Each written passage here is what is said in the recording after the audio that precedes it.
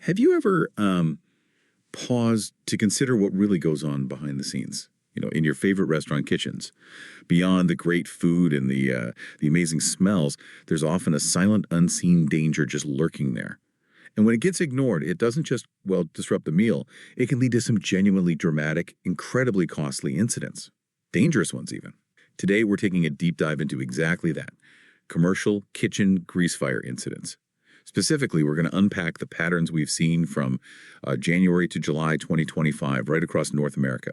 Our goal, to turn these, frankly, unfortunate events into some actionable insights for you.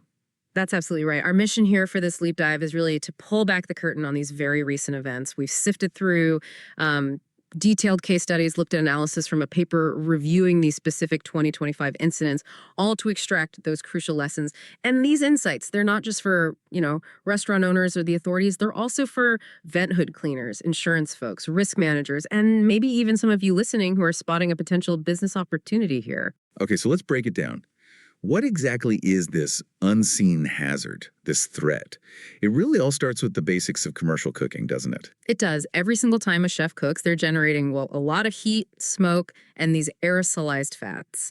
Basically, tiny airborne grease particles. And these particles, they get sucked up into the exhaust hoods, right? And all that ductwork hidden above. You get pulled right into the system. And that's where the real danger starts to build up.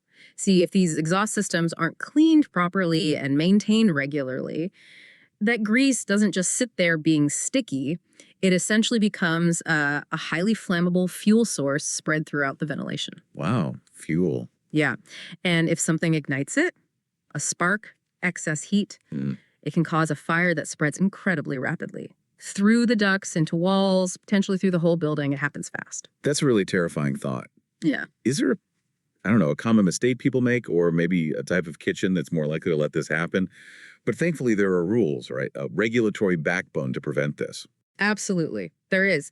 The main standard everyone needs to know is NFPA 96. That's the National Fire Protection Association's standard for ventilation control and fire protection of commercial cooking operations. NFPA 96. Got it. It's pretty much the industry Bible on this. And it specifically requires regular cleaning by qualified personnel and inspections. That's key. So when kitchens cut corners, it's often a direct violation of this standard. Okay, qualified personnel and regular checks. What does regular mean here? Does it vary? It does, yeah. NFPA 96 actually details specific inspection intervals, and they change quite a bit based on the type of cooking and how much cooking they do, the volume. For instance, if you've got solid fuel cooking, wood-fired pizza ovens, that kind of thing, that's monthly, needs checking every month. Monthly, wow. Yeah. Then for high-volume places, like 24-hour diners, places doing a lot of charbroiling or woke cooking, that's quarterly, every 3 months. Moderate volume kitchens, they need semi-annual checks, so twice a year.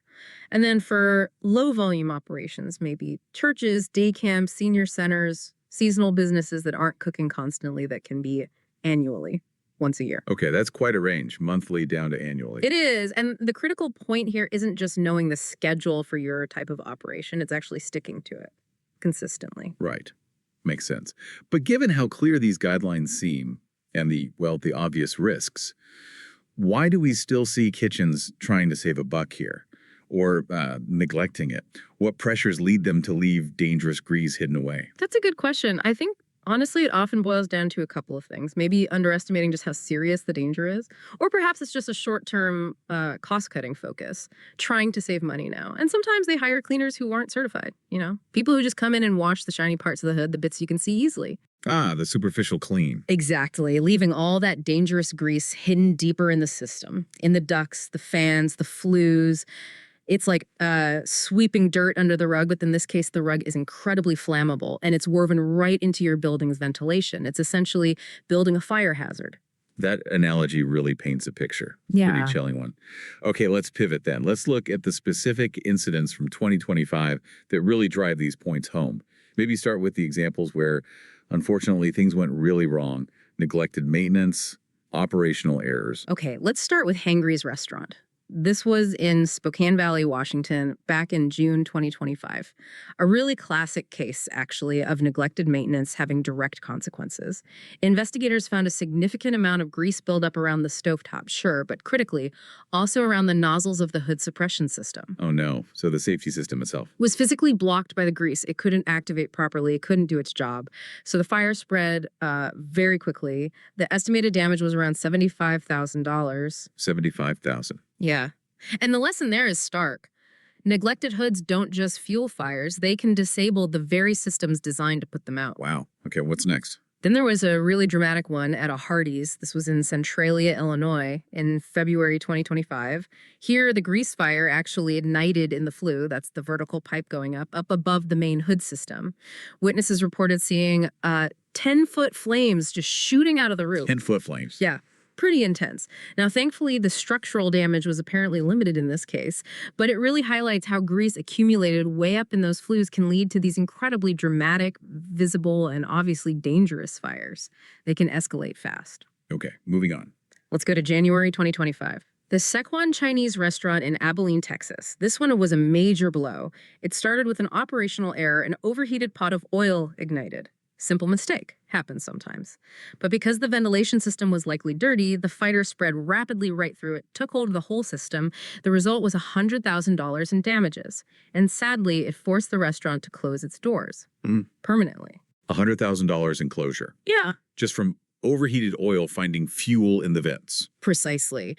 It shows just how quickly a cooking mishap can become catastrophic if the vents are already compromised. Another one. Yep. Burger King, Cedar Rapids, Iowa. This was July 2025. They had a large grease fire breakout while staff were apparently transferring and cleaning oil, so handling hot oil.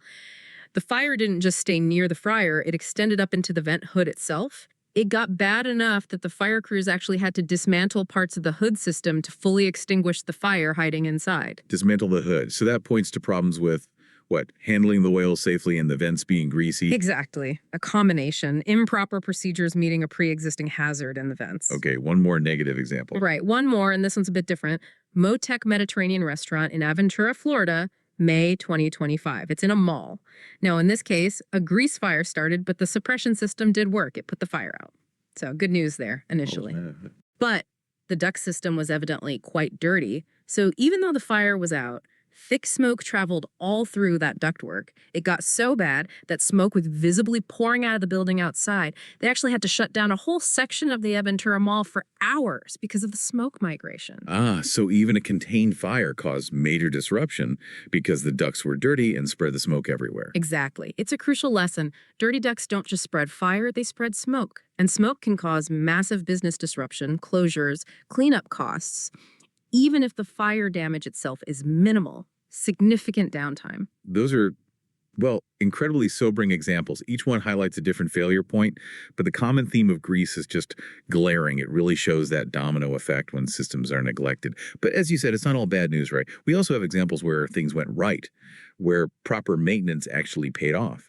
We do, thankfully, and these are just as important to learn from. Let's look at Panda Express in Yuma, Arizona. This was July 2025, same month as the Burger King fire.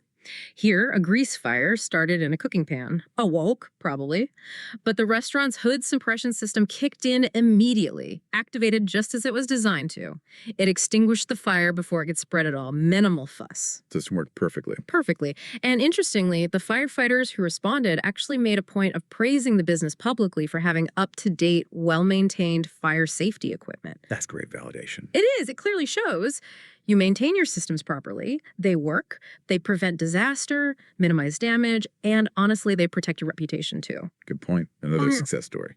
Yes, let's head up to Canada. Yeah. The St. Clair Riverview Bar and Grill in Courtright, Ontario, this was April 2025, they had a grease fire breakout. But again, the underhood extinguishing system activated immediately, did its job, contained the fire right there. Now, there was heavy smoke damage and obviously the mess from the dry chemical suppression agent. They needed a deep cleaning, estimated around $20,000. But crucially, no structural damage. The fire didn't spread. $20,000 for cleaning versus potentially hundreds of thousands or closure. Exactly. It's a clear demonstration. Investing in compliant systems, keeping up with routine maintenance, It absolutely pays off. It prevents the escalation. It turns a potential catastrophe into a manageable, though still inconvenient, event. It's fascinating hearing these side by side. The outcomes are so different, but the initiating event, a grease fire, is often the same. So if we step back now and look at all these incidents together, the good and the bad, what are the common threads? What are the big patterns that, our listener should really take away no matter what their role is? Okay, yeah, synthesizing these, several key patterns really jump out, and they're crucial. First, and maybe most obviously, grease buildup is the constant. It's more than just a common factor. It's like this invisible, ticking financial bomb that too many places overlook. We saw it directly linked to the fires at Hangry's, Hardee's, the Abilene Place. And remember Hangry's, the buildup prevented the suppression system from working. It turned the safety net into just another blocked pipe. Right. The danger isn't just the fuel, it's disabling the protection too. Precisely. Which just hammers home how vital that thorough full system cleaning is. Not just the hood, but ducts, fans, everything. And doing it at the right NFPA 96 frequency. No cutting corners. Okay, buildup is number one. What else? Second, cooking errors often provide the spark, but it's the dirty ducts that act like an accelerant. They exploit that initial mistake. Think about the overheated oil in Abilene or the mishandled grease at Burger King.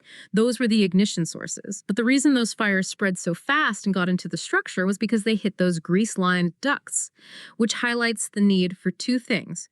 Careful operational procedures, sure, but also meticulously clean vents. One without the other isn't enough. So safe practices meet clean systems. Got it. Third pattern. Third, and this is, the positive flip side, suppression systems can be incredibly effective. They can be that final firewall, but only if they are properly maintained. The Panda Express in Yuma, the Courtright bar, perfect examples. Systems worked, fire contained, damage minimized. Because they were maintained. It's because they were maintained. Conversely, look at Hangry's again. Neglected system, clogged nozzles, total failure when it was needed most. Maintenance is not optional for these systems. Makes sense. What's fourth? Fourth is something maybe less obvious. Smoke migration causes major secondary impacts. People underestimate this. The Aventura Mall incident is the key example here. Fire quickly, yes.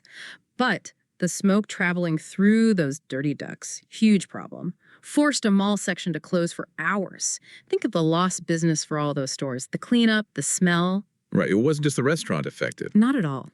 It emphasizes that cleaning ducts isn't only about stopping fire spread. It's also about reducing smoke contamination, protecting air quality nearby, and minimizing that business disruption ripple effect. Good point. And finally, and this ties it all together, the financial and operational impacts are huge, and they almost always dwarf the cost of proper prevention. We saw damages from, $20,000 for that deep clean in Courtright, all the way up to $100,000 plus closure in Abilene.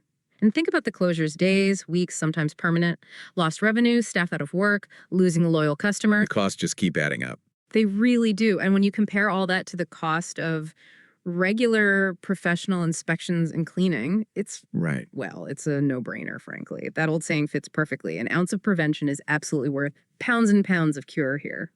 That's a really powerful summary. Just lays out the stakes so clearly. So given everything we've unpacked, the hazards, the rules, the case studies, these patterns, what are the really actionable lessons? Who needs to do what? Thinking about, everyone who might be listening, regulators, owners, cleaners, maybe even aspiring entrepreneurs. Okay, let's break it down for different groups. First, for the authorities having jurisdiction, the AHGS, fire marshals, code enforcement.